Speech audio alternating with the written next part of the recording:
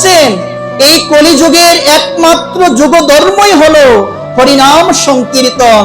এই হরিনাম সংকীর্তন প্রবর্তন করেছেন আমার কলিযুগের ভগবান, আমার কলিযুগের প্রাণ পুরুষ, কলিযুগ পাবন অবতার শ্রীকৃষ্ণ চৈতন্য মহাপ্রভু। শাস্ত্র বলছেন কলিযুগের যুগ ধর্ম হরিনাম সংকীর্তন, এত দর্তে অবতীর্ণ শ্রী সচির নন্দন। দেখুন ভাগবত ভক্তগণ, এই কলিযুগের একমাত্র যুগ ধর্মই হলো এই হরিনাম সংকীর্তন।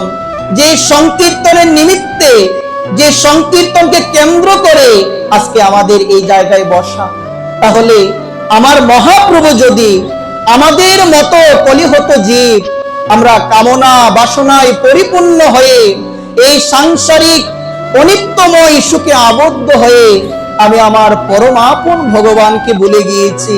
আমার পরমাপন ভগবান, আমার ভগবান অনাদিরাদি শ্রী গোবিন্দ, সেই ভগবানকে অনিত্য মায়াময় সংসারে আবদ্ধ হয়ে কণিকের সুখ পেয়ে আমি আমার ভগবানকে ভুলে গিয়েছি।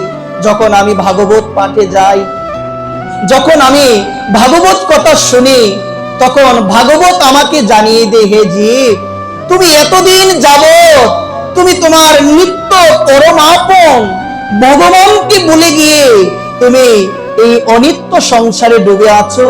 হে জীব, তোমার যতটুকু পরমায়ু এখনো অবশিষ্ট আছে, হে জীব, তুমি আর এই অনিত্য মায়াময় সংসারের দিকে দৃষ্টি না দিয়ে এখনো তোমার পরমায়ু যতটুকু অবশিষ্ট আছে, তুমি গুরু ভক্ত বৈষ্ণবের সঙ্গের মধ্যে তুমি তোমার বাকি জীবন কাটিয়ে দাও। নিতাই গৌর হরি বল।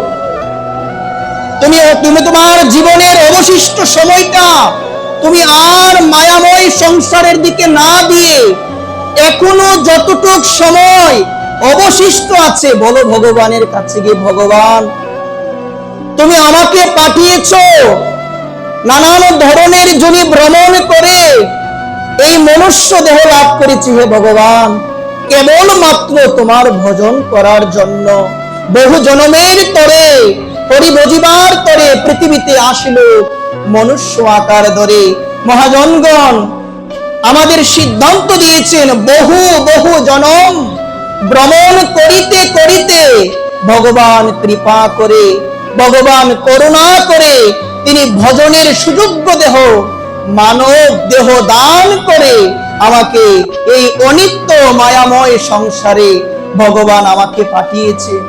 যারা যথার্থ বুদ্ধিমান, যারা যথার্থ জ্ঞানীজন এই মানব জীবনের মূল্যবান সময়গুলোকে অপচয় না করে নিদেহ আদ্যম সুলভ সুদুর্লভম লবম সুকল্প গুরু কর্ণ ধারম ময়ান কৌলেন নবস্যতেরিতম প্রমাব্দি নতরেতস আত্মহা। ভাগবত জানিয়ে দিয়েছেন অত্যন্ত সুদুর্লভ নিদেহ মনুষ্য দেহ, নিদেহ মানে মনুষ্য দেহ, অত্যন্ত সুদুর্লভ। যে দেহ পাওয়ার জন্য দেবতারা আকাঙ্ক্ষিত হয়ে থাকে, যে দেহ পাওয়ার জন্য দেবতারা পর্যন্ত অপেক্ষায় থাকে, সেই দেহ ভগবান আমাদের আপনাদের সবাইকে দিয়েছেন, সেই দেহ সবাইকে দিয়েছেন। কিন্তু ভাগবত বলছেন এই দেহ পাওয়ার পরে, এই দেহ পাওয়ার পরে আমি যদি আমার বদনে একবারও গোবিন্দ নাম না বলি, মহাজন বলছেন মানুষ আকার হইলে কি হয়, করহ ভূতের কাম, নহিলে বদনে কেন না বলহ একবার শ্রীকৃষ্ণ গোবিন্দ নাম। আমাকে দেখতে মানুষের মতো জানো, আমার দুইটা হাত আছে, আমার চক্ষু আছে, আমার কর্ণ আছে, আমার নাসিকা, আমার জিহ্বা, ত্বক সমস্ত কিছুই রয়েছে জানো। মহাজন বলছেন তোমাকে দেখতে মানুষের মতো জানো, কিন্তু তুমি না এখনো মানুষ হতে পারো নাই। কেন পারো নাই? যে মানুষ আকার হইলে কি হয়, তোমাকে দেখতে মানুষের মতো, কিন্তু তুমি এখনো বদনে একবার বলো নাই শ্রীকৃষ্ণ গোবিন্দ না, সে তুই মানুষ কবে। তোমাকে কে বলেছে মানুষ গো? আমাকে কে বলেছে মানুষ?